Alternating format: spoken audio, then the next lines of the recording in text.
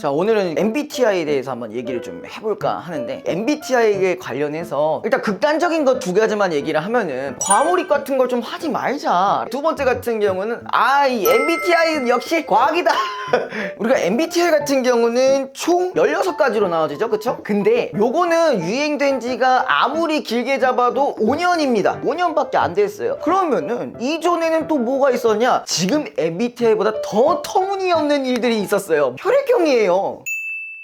혈액형은 딱 어때요? 우리가 인간 유형을 4가지로 나눴어요. A형, B형, O형, 그 다음에 AB 이렇게 있는데, A형 같은 경우는 다 소심하다, B형 같은 경우는 나쁜 새끼다, O형 같은 경우는 자기가 화내놓고 자기가 잘 까먹는다, 쿨하다, AB형 또라이 이런 것들이 있었어요. 아니 어떻게 혈액형 4개만으로 이제 사람을 이렇게 나눌 수가 있냐고요. 옛날에는 나름대로 이런 것들을 좀 믿어왔지만 기준이 4개밖에 없기 때문에 신뢰성이 떨어지고 그러한 면은 있었어요. 실제로도 혈액형과 성격은 관련이 없다는 말도 많기도 하고요. 근데 이제 MBTI 같은 경우는 나름대로 믿을만한 근거가 있는데, 우리가 MBTI 검사를 할 때 어떻게 해요? 특정한 상황을 제시를 하고 거기에 대한 반응을 기준으로 MBTI를 정의하는 거잖아요. 어느 정도 뭐가 되냐, 판단에 대해서 참고사항이 될 수 있었다라는 거예요.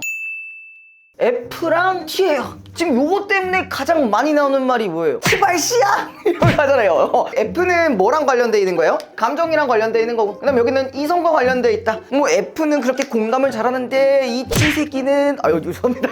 왜 이걸 공감을 못 해줘? F들이 그렇게 말을 많이 합니다. 어떤 상황이 일어나도 왜 그거를 합리적으로 생각해야 되냐, 왜 기분부터 안 맞춰주냐, 이런 부분에 대한 얘기들이 정말 핫하죠, 그쵸? 근데 T라고 해서 공감을 못하는 경우가 아닌 경우가 많아요. 예를 들어서 진짜 여자친구가 있다고 가정을 해봅시다. 그럼 여자친구가 만약에 좀 많이 속상해하는 일이 있어요. 그러면은 T여도 진짜 이 사람이 좋으면은 어떻게든 공감해주려고 해요. 이 사람이 어떤 감정인지 파악하려고 하고 공감해주려고 해요, F처럼. 하지만 뭐가 좀 모자라다, 거기에 대한 에너지가 모자랄 뿐이에요. 그럼 반대로 F를 한번 생각을 해봅시다. F라고 해서 딱 모든 감정을 공감해줄 수 있다고 하는데, 근데 웃긴 거 보면요, 이런 F가 어떤 사람은 자기의 일에만 F고 다른 남의 일에서는 T로 행동하는 경우가 많아요. 내 것만 왜 공감 안 해줘, 이렇게 떼쓰는 경우가 있다란 말이에요. 그러니까 이건 개인차마다 각각 다른 거죠. 그래서 이제 이런 거에 대한 얘기들, 그러니까 대척점에 있기는 하지만 모든 사람이 이 유형이 되는 건 아니다.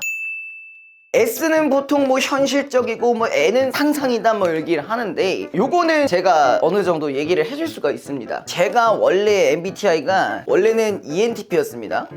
이거였어요. 근데 이제 지금은 뭘로 바뀌었냐면은 이걸로 바뀌었어요. 제가 이게 바뀌기 전만 해도요, 모든 일에 항상 자신감이 있었고, 이렇게 하면 되겠지, 저렇게 하면 좋아하겠지 라는 저만의 어떤 상상과 착각에 이제 빠졌던 적이 있었는데, 근데 여러분들 아시잖아요, 현실로 세게 쳐맞다 보면은 그게 항상 이루어지지 않는다는 거를 알게 돼요. 근데 확실히 제가 이게 바뀌니까 N인 친구들이랑은 어느 정도 왜 쟤는 저런 생각을 하지?